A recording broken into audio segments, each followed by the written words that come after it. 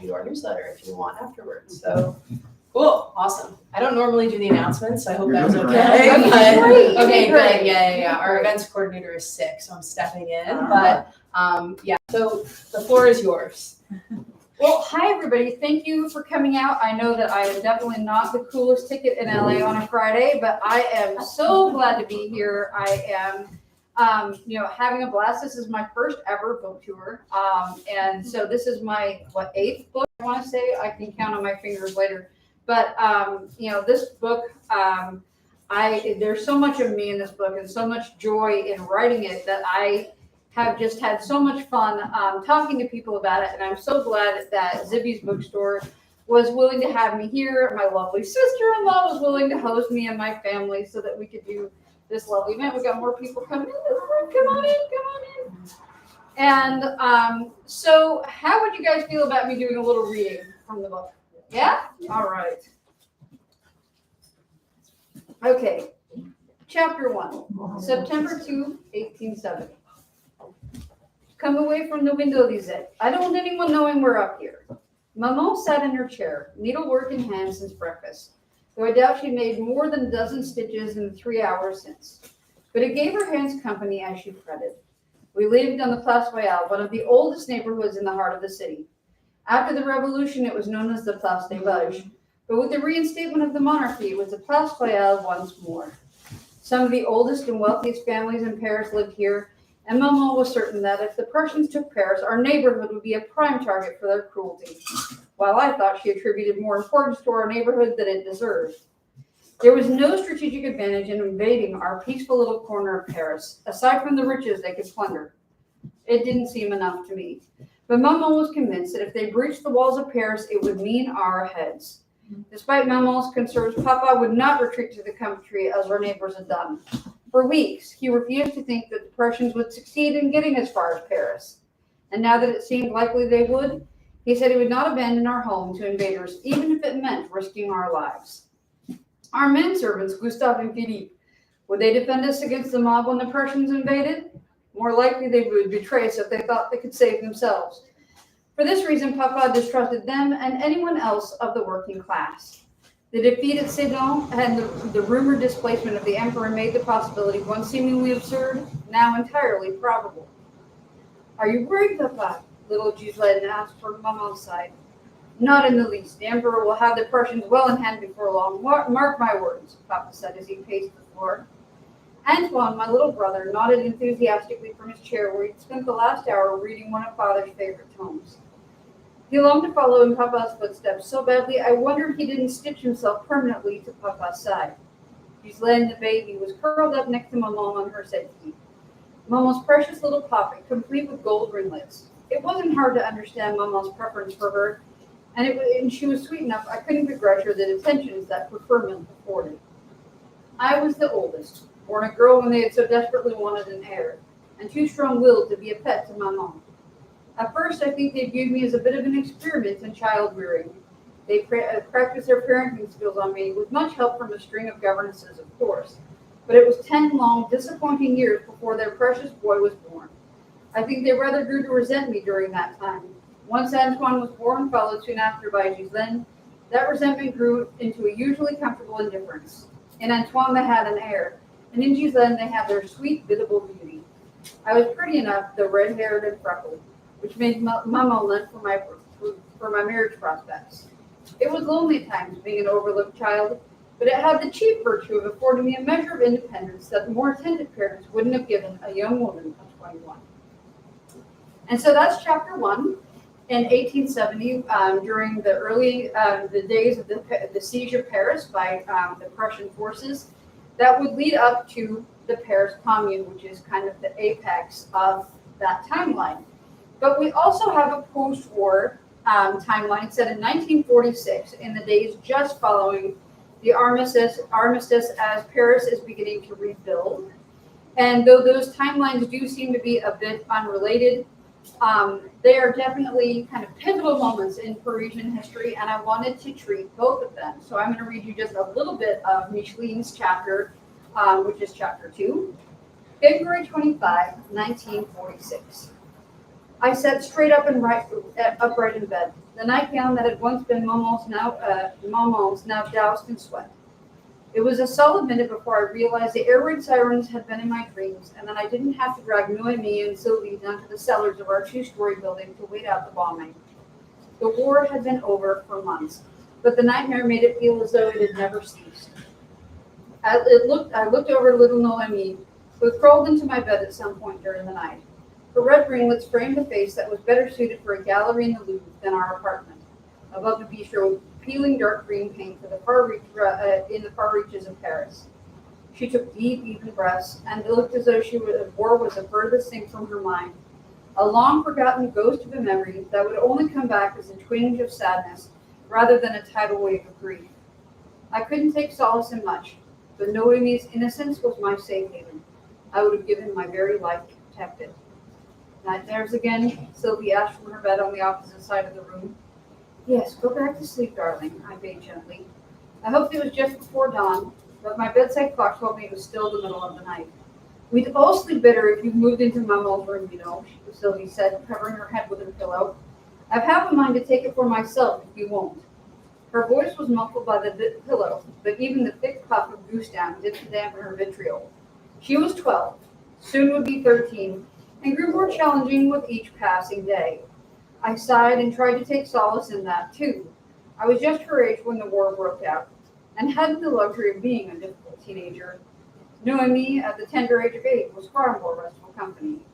Part of me should have been grateful that Sylvie had the chance at a proper adolescence, but the raising of her was left to me, and she seemed determined to make up for my lost opportunity, even if it meant driving me insane in the process. You will not, I said, summoning the authority of a sister 7 years her elder. It is Maman's room and will remain so until she comes home. Sylvie shot me daggers. 12-year-olds really are a pestilence. I say that as a mother of a 12-year-old. So we have two characters, seemingly unrelated, but they are in fact great-granddaughter, great-grandmother, and they are dealing with life in Paris during two of her darkest hours, our most challenging moments, which is the Paris Commune, which is this glorious period of 2 months where the common people took it upon themselves to govern Paris for themselves, the rule of the common man, which was the dream that we had here in the States, and that they wanted so badly to emulate in Paris. And it was set down rather violently, but for 2 months they did have the opportunity at self-governance. But we speak so in such rapturous tones about the French Revolution and how it meant the end of the French monarchy, and what a victory it was. Excuse me. For equality. But the truth was, France had a monarchy again 12 years later. And so it really was the Paris Commune that happened almost a century later in 1870. Not quite a century, but 80 years later, that really signed the death knell for rule by monarchy, because they never had one again, because the reprisal against the communards, as they were called, was so brutal. They murdered 25,000 Parisians for suspected involvement in the Paris Commune, that even the people who had been sympathetic toward the Versaillais said that they'd gone too far. And so there was never a monarchy again. Did they reinstill, reinstall rule of the elite? Yes, but it was still more of a democratic rule and a republique instead of the monarchy and the empire that they had before. And so it really was, in a sense, it was a victory, even though the communards paid for it with their lives. And it's a corner of history I thought that was fascinating, but I really wanted to pair it with something else. And so I chose the post-war period because I know that we have had a glut of World War II fiction for years and years and years now, and I've been part of that. If you know anything about my backlist, my previous book, The School for German Brides, prime World War II stuff, and several of my previous books as well. But it seems like we have so many books where we often have a plucky heroine, often a French spy, who manages to save the day, and then the Nazis go home and all is well. Great. But the Nazis went home and all wasn't well. It took a long time to rebuild Paris. And we have this image of the Parisians being aloof and sort of unfriendly toward outsiders, unless they're in the tourism industry. And even then, not always super friendly. And a lot of it, I believe, was born from the world wars, because they learned as a society not to trust and not to be open and friendly toward other people. And I wanted to write about that. I wanted to talk about the scars that even the victors bore on their souls. And so we have Micheline, this young girl at the age of 19. Her father died very early in the war, and as many young Frenchmen did, unfortunately. And we have her mother, who goes missing very late in the war, right before the armistice. And so she's left to raise her two young siblings, who are age 8 and 12, all by herself. But both women, and we have Lisette, who is a young woman of great privilege, who decides, and she meets a National Guardsman, and she understands what the malcontent is with the people of Paris. She grows up with a father who thinks that the working class are not to be trusted. But once she gets a taste of why they're unhappy and what they're fighting for, she forsakes a lot of her privilege in order to live a life where she can look herself in the mirror. And we have these two women at these pivotal moments in history who are forced to rebuild their lives in different ways, and they find their salvation through the doors of the Little Green Bakery in Montmartre. And so this was a labor of love, and I was so very happy to be able to write this book and to talk to you about it. So at this point, I would love to open up to some questions, and I'm sure that we'll come up with other things to talk about instead of me just lecturing to you. What are some questions that you all have about the story, about the baking, about the history, about the characters, any of it? Yes. What was the most challenging part for you to write about, and also the most exciting? Yeah. So what were the challenging passages to write about? There's a scene. I've got to be careful about spoilers, because of course, the hardest parts are often integral to the plot.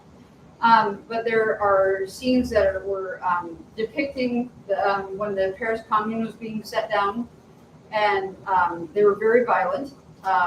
I mean, it's not so horribly graphic in the book, but I won't say it's pleasant either. But it was very hard to write about because there was so much unfounded violence against the people who were just trying to govern themselves. And even if you were suspected of collusion with the Communard, your life was at risk. And in spite of the poorer you were, the more likely you were to be suspected of involvement with the Commune. And so that was emotionally really hard to write. And there's a scene where one of Micheline's sisters goes missing for a little while. And that set my heart pumping as a mother of a 10 and a 12-year-old children that right in their age range. And so when she is frantically searching for her sister, that was really hard too. Because I can imagine putting myself in Micheline's footsteps and how frantic I would be if that had happened, especially in a big city. Losing my kids in Estes Park would be a little bit different scenario. Yes.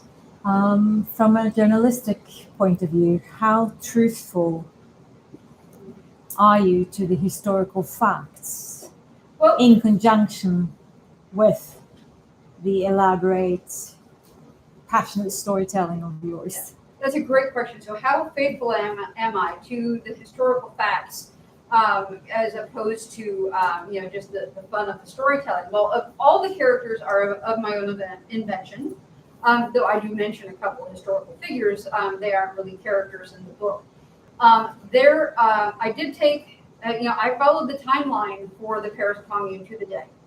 And I read a tremendous number of accounts of, first-person accounts of what was happening during the Commune, and people there. It was a really well-documented period in history, and it's one that we don't talk about that much. We talk so much about the revolution that the Commune doesn't get a lot of attention, but there are some wonderful, translated into English, some in the original French, that I was able to source, some secondhand copies from, that have been, left dusty on shelves for years and years, that a lot of people weren't interested in, but I was, and so that was great fun. So the characters are all of my invention. So a lot of the personal stuff is certainly of my invention, but the historical timeline and the events, like the women protecting the cannons in Montmartre, absolutely taken from the pages of history. Now, for the post-war timeline, we're not dealing with a lot of specific historical events. We're dealing with, the rebuilding after said historical events. And having written a number of World War II books where you have to cross your T's and dot your I's because there are armchair historians who know the World War II bullet by bullet better than I do. And, so making sure those timelines all match up. But we're dealing with the aftermath. And so, the research there really centered around like Red Cross searches for lost family members, for example.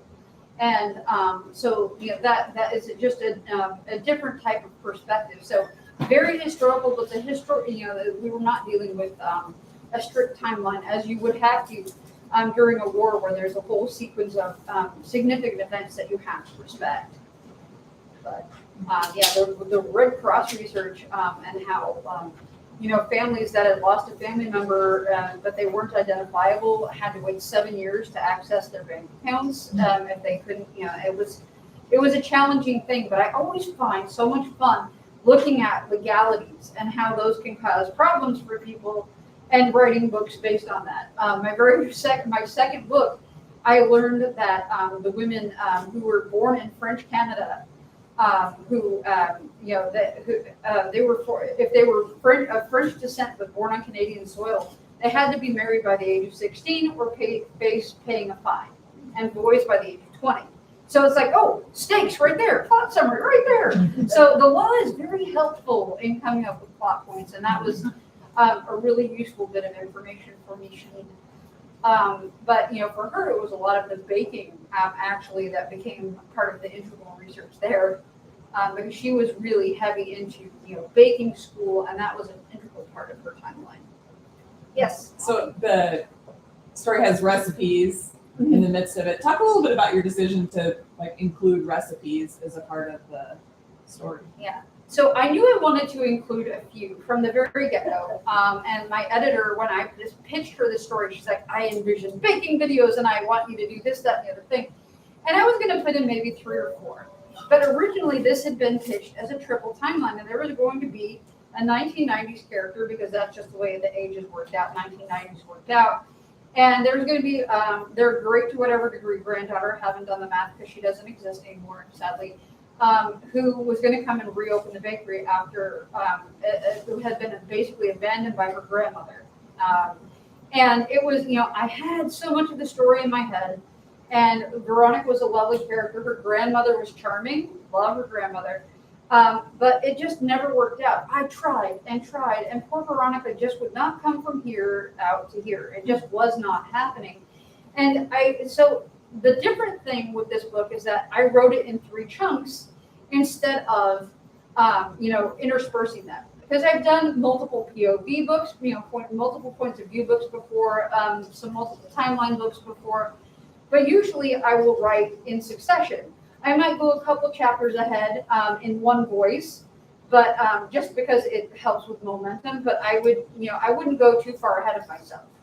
But with this one, I wrote all of Lisette's timeline first, and I had 50,000 words.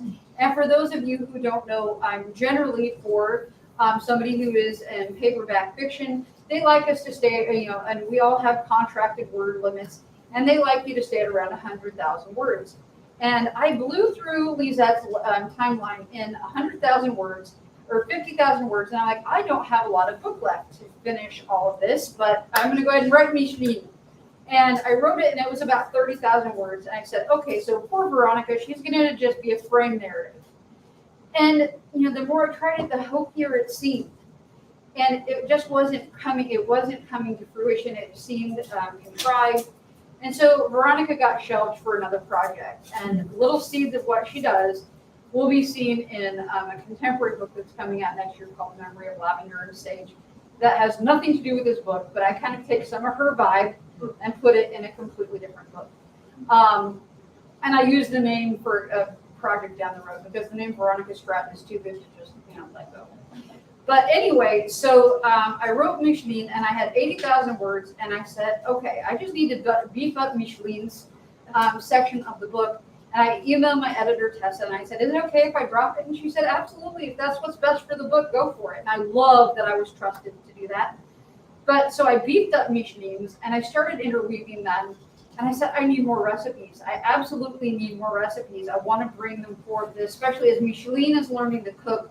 She finds Lizette's little recipe book where she's taking notes. And it's not the whole, you find your grandmother's recipe box and all the flood of emotions. She doesn't feel that. It becomes, it's a working document that she took notes in. She's a professional baker. This is not just how to make Toll House cookies, notes. It is, her working ideas for how to make the recipes better.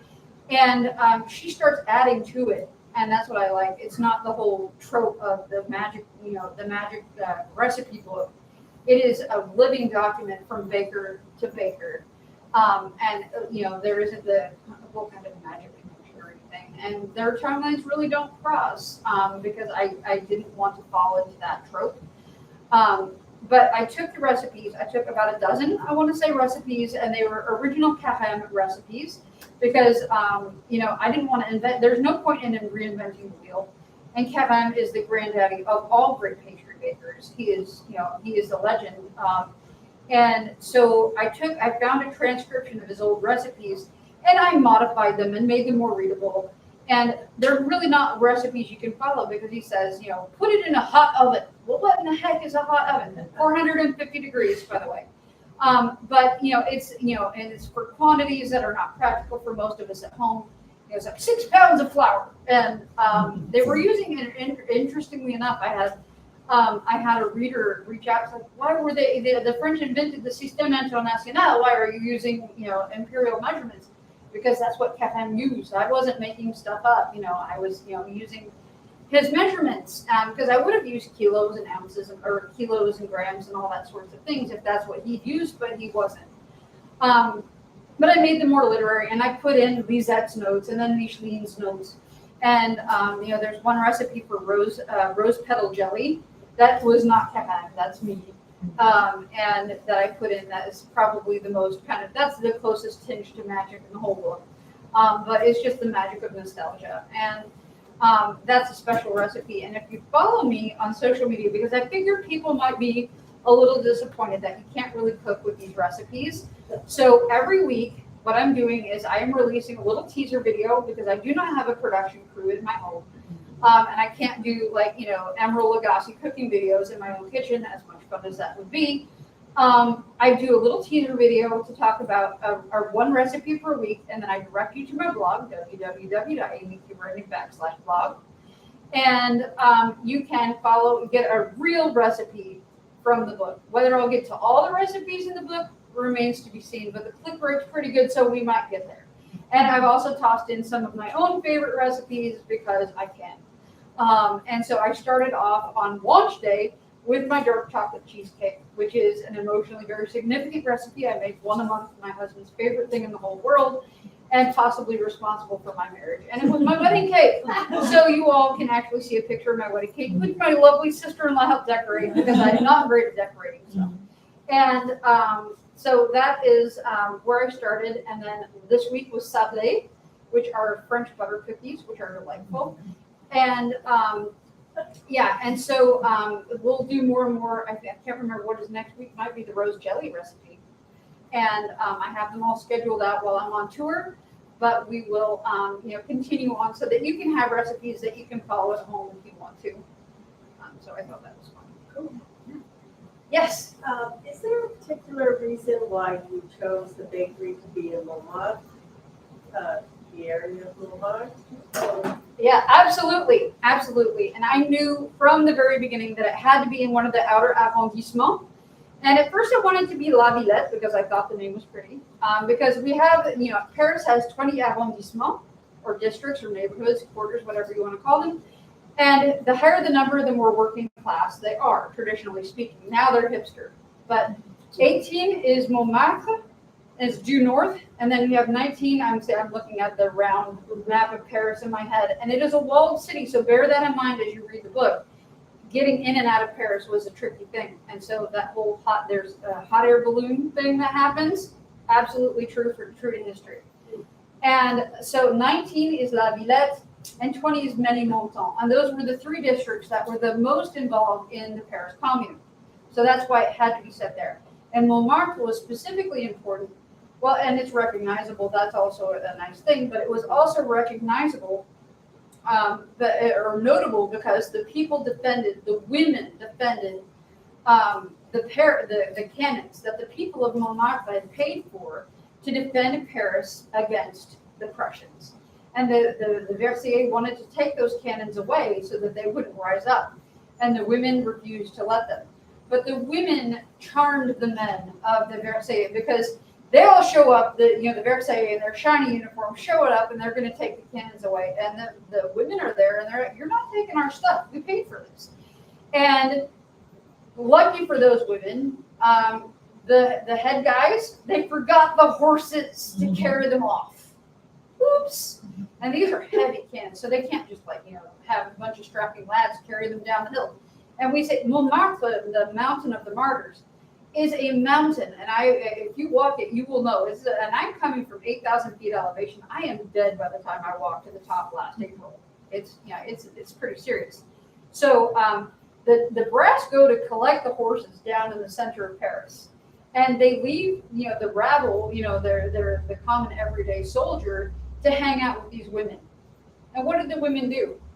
They fed them because the brass didn't feed them breakfast or worry about their well-being. They didn't care. And they talked to them. They related to them because these are farm boys. These are factory workers. And they were just after a good paycheck to be able to provide for their families or to be able to start off, to get married and have to start a family. These are guys just trying to get ahead.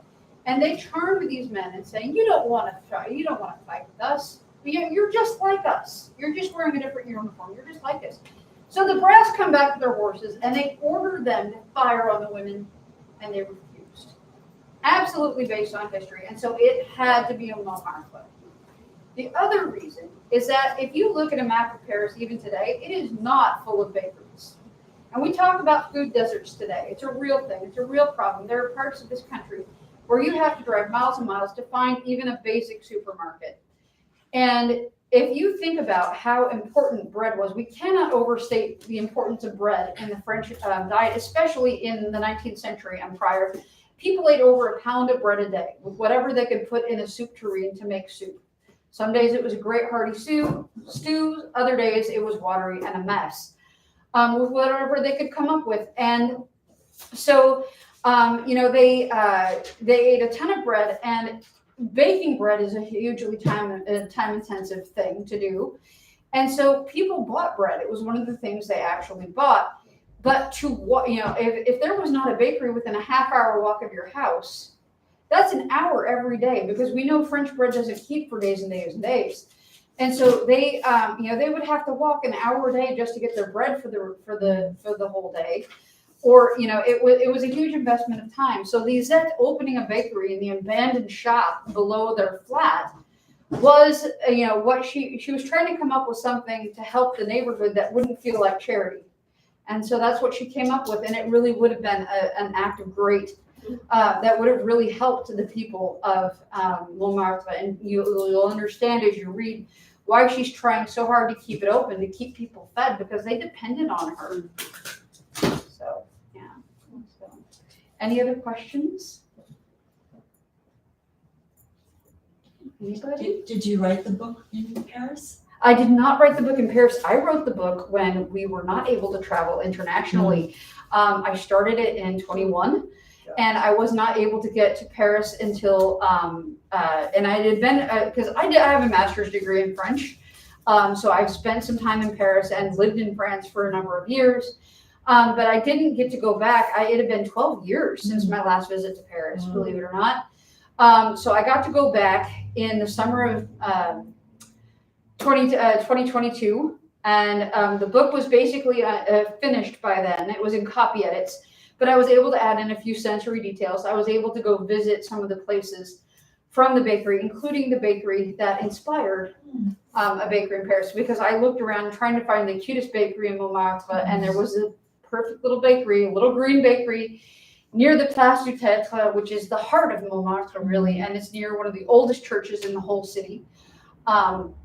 And it's just a charming little place with green peeling paint. And I had this dream. I was going to go, and I checked the opening hours dozens of times. I was going to go and I was going to buy a coffee and probably one of every pastry in the whole darn place and eat them myself because my poor husband is gluten intolerant. And, I was going to tell the baker or whoever was there, I was going to annoy the heck out of them, this silly American tourist, telling them I wrote a book about their bakery because I lived on Google Street View for a solid year while I was writing this book. I mean, and so I lived just walking up and down. It's like great because you can walk up and down the streets of Montmartre. You can get an idea of the distance without having to jostle your way through tourists. It was fabulous. But I go and the place is boarded up. It had closed 6 weeks before I showed up, and I had no idea. I cried. I wept real tears in the streets of Montmartre. My husband's like, "Oh, you're gonna be okay," and it was, it was a sad moment, but I found some poetry in that. It will always, for me, remain Lisette and Michelin's bakery. And it won't be marred by, maybe the pastries weren't that great. Maybe the owner was rude. I don't have to, mar my vision of this lovely little bakery with, troublesome reality of the thing. And, and the thing that I love the most is that when I went to the courtyard, because honestly, this bakery really does mirror the one in real life, though I made the shade darker, and I'll tell you why in a minute. Because the real bakery is like a mint green. And it's very pretty, but I wanted a darker green. But there's a courtyard outside where you can have tables and everything. And there is a plaque to the Commune of Montmartre. And it's not the Paris Commune, it's the Commune of Montmartre. Because in the 1920s, they organized a series of kind of like neighborhood watch or it's kind of like what's the word I'm looking for? Like a commerce association for each of the neighborhoods, especially those that were underrepresented, because I promise you the area around the Louvre, they don't need help getting business, right? They're always swamped with people. And so they had this wonderful organization to make sure that all the interests of the higher arrondissement are taken care of. The businesses are thriving, the kids are being educated, people are being fed. And I love that they did that. And it kind of captures the spirit of what I was hoping to do, especially with Lisette, and looking out for the neighborhood. Yeah. And so the funny thing about this book is I was, kicking around ideas in between contracts, and I was dating a historian at the time. And I, was asking, so are there any great books about the Gilded Age I should read, this, that, and the other thing? And he said, you should consider writing about the Paris Commune. And I looked it up, refreshing my memory from grad school. And I said, you're right. I should write about the Paris Commune. And I came up with the idea. And a year later, I married him. Mm-hmm. And we got the news of the book deal on our honeymoon, and got to go to Paris the year following together, and got to see all the places together. So that's part of the reason this book is like personally very romantic for me, and very very personally significant. And I chose the emerald green from the significance from the ring to the cover because that's Jeremy's birthstone. So, yeah. So little personal nuggets there. So, yeah. So, any other questions? You guys have been fabulous. Can I show you some pastry from Paris just 10 weeks ago? I was in Paris in April. Okay, 10 days ago, and the photograph of the bakery, because I liked it, I said. Yeah, okay, we're gonna pass around some photos of some French pastry. We can also buy some books up here with Mike. He'll sign them. Yes. Thank you guys so much for coming. This was such a great event. Thank you. Thank you so much. I appreciate you all. And actually, can you go around to get some pictures of everybody before you disperse and everything, because this is fabulous and I appreciate you all. I can also take the picture if you want to be in the picture. You want to be in the picture? Oh, sure. Yeah. Thank you.